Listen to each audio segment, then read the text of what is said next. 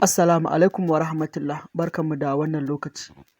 A yau insha Allahu za mu yi bidiyo ne akan Forex trading da Hausa, wanda mun ɗan kwana ba mu ba, to sakamakon mutane suna ta tambaya da kuma new members da followers da muka samu, so shine muka ga ya kamata a ce mu dawo da wannan bidiyo mu yi wa mutane kamar yadda aka yi a baya. So kamar yadda kuke gani wannan za mu yi bidiyo ne akan yadda ake yin registration da wato broker ɗin Litefinance, wanda da sunan su Forex suka koma Litefinance. So kamar yadda kuke gani ga shi nan na shigo link ɗin ta cikin wasu WhatsApp da aka turo min, ko in ce idan aka turo ma link ɗin ta WhatsApp ko kuma ta wani guri dai, so koma dai ta ina ne in kana da link ɗin zaka shiga ka yi register. So a misali ga link ɗin na kamar yadda kuke gani zan taɓa shi, so da ka taɓa link ɗin ya buɗe ma a cikin browser kamar haka, so zaka ga inda zai kawo ka ainihin wato site ɗin nasu wato litefinance.org.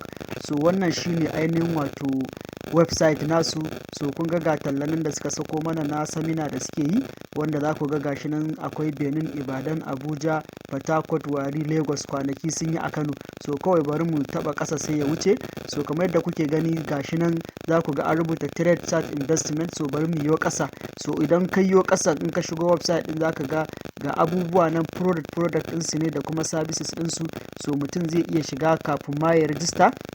In yana so zai iya shiga ya ɗan yi biyun ɗin abubuwan su. Ga trading platform ɗinsu suna da MT4, MT5, sai kuma nan wajen wato wannan variety of deposit and withdraw ne. So ga su nan su ne Teller, Skrill, Visa card, Mastercard, duk ana depositing kuma ana withdraw.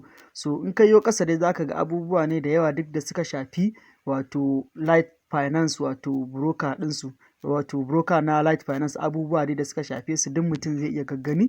In dai beginner ne kai ko kuma pro ne kai, duk dai gashi nan akwai abubuwa da yawa. So amma yanzu duk ba wannan ba, yanzu za mu koma can sama ne za mu yi register.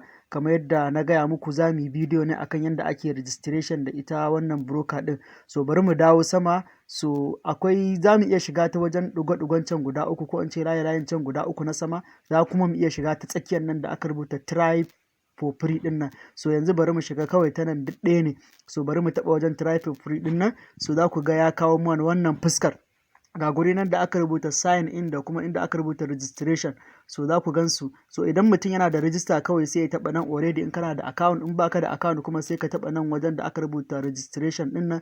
So da ka taɓa zai kawo ka nan, gashi nan na taɓa shi. So za ku ga ya yi highlighting, ya yi blue wajen inda aka rubuta registration ɗin. So za ku ga ya yi blue, shi kuma wannan sign in ya yi fari. So wannan kuma ya yi blue. To kun ga it means na riga na taɓa shi ne ya yi blue.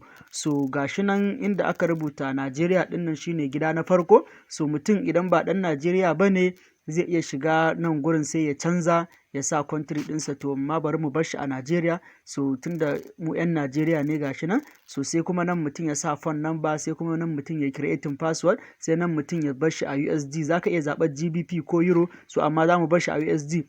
Kawai sai mutum ya sa ya tikin ɗin nan gurin.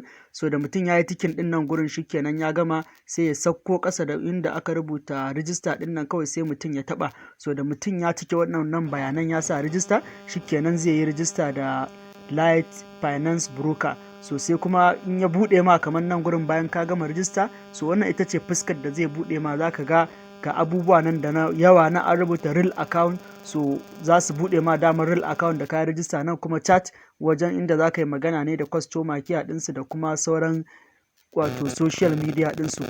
So in ka yi ƙasa za ka yi ta ganin wato yadda tafiyar currency ne yake na GBP, USD, ga sunan Euro, JPY dukansu ne. Nan kuma da na nuna muku shine inda mutum zai ga balance ɗinsa. So da ina da balance, da ina da kuɗi a balance ɗina zan gan shi a nan gurin. So wannan kenan. So daga can sama kuma wurin da aka yi wannan layin guda uku shine nan wajen menu. So yanzu nan za mu shiga, za ku ga abubuwan da za mu ɗan tattauna a kai. Ga su nan su trade, su copy, su analytics ɗin nan duk dai kun gan su nan. Ga trade nan akai muke, ga copy nan, ga kuma analytics nan, sannan ga profile, sannan ga finance, sannan ga meta trader, sannan ga affiliate. So kowanne za mu shiga a takaice, za mu ɗan yi muku bayani a kai tunda dai mun yi rijista. So yanzu duk muna da damar da za mu iya ganin abubuwan nan. So nan wajen kwafi ɗin nan idan ka shigo inda mutum zai iya kwafar trading ne. So akwai waɗanda suke professional traders suna trading, so suna iya ba da dama mutum ya kwaikwayi irin trading ɗinsu. To shine kwafi. So idan muka ƙara komawa kuma za mu shiga inda aka rubuta analytics. Shi kuma wajen analytics ɗin nan duk wasu su ma manyan traders ne da investors da suke akan suke analysis akan wasu pairs na currency ko kuma wani abu da ya shafi kasuwar forex. So duk ta nan gurin mutum zai iya shiga ya ga wannan din, wato duk wani analytics da ake sawa mutum zai iya shiga ya ga analytics din ta nan gurin. So shine wajen analytics din nan. So sai kuma wajen profile, shi kuma wajen profile shine inda mutum zai shiga ya saita profile ɗinsa. Za ku ga akwai abubuwa kamar haka, za ku ga gasu nan akwai about me, mutum zai ga about me, sannan akwai portfolio. To gasu nan dai kun ga nan about me ne, nan portfolio, nan kuma trading history, nan kuma wajen profile. So in muka yi gefe za mu iya jansa gefe, za mu ga ragowar abubuwan. Za ku ga akwai inda mutum zai verification, nan wajen notification ne, ga security, ga verification. To dole sai mutum ya shiga ya yi verification ɗin nan sannan zai samu damar yin abubuwa a ciki. So kun ga nan na riga na yi verifying, za ku ga duk komai nawa gashi nan ya yi green to is verified. So wannan na ƙasan ne kawai gashi nan bank card ɗina da ya expire, shi ma ban ƙarasawa ba ne, zan shiga na ƙarasa wani. So wannan kenan. So dole sai mutum ya shiga nan gurin ya yi verifying na KYC ɗinsa sannan zai samu dama ya yi depositing, sannan ya iya yin withdraw a cikin wannan broker. So sauran brokers ma duk yawanci haka ne, sai ka yi verifying. So sai kuma nan gurin da aka rubuta finance, shi kuma wajen finance shine inda mutum zai ga wajen depositing da wajen withdraw da duk dai wani abu da ya shafi kuɗi. So duk a nan gurin ne, ko za ka yi transfer ne, ko za ka yi depositing da kati, ko za ka yi menene, duk abin da ya shafi transfer a nan gurin ne. So sai kuma inda aka rubuta meta trader, shi kuma inda za ka ga wato account ɗinka ne wanda za ka iya yin trading akan meta trader 4 ko 5. So kun ga gashi na already ina da wasu account ɗin dama akai. So dama in dai kai register za su buɗe ma account, sannan kuma za ka iya ƙara wasu account ɗin da kanka. So a nan gurin za ka ga gurin account ɗin da za ka ɗau information ɗin, sai ka je ka sa a meta trader, sai ka fara trading a cikin meta trader. So ta nan gurin ake zuwa a shiga a ga detail na account. Sai kuma nan wajen affiliated, shi kuma wajen affiliated in mutum ya shiga zai ga wajen da zai ga wato referral ɗinsa ne. Za ka ga referral link ɗinka, da kuma idan akwai waɗanda suka yi referring a ƙasar ka, duk za ka gansu sun da su ma suna da referral program. So nan ake shiga a gani. So nan wajen campaign ɗin nan duk suna wanda referral ne, tunda mun shiga referral to shine ya buɗe mana wajen promo ɗin nan, program, finance, calculator. So duk suna ciki. So in mun taɓa trade ɗin nan za mu dawo home kenan.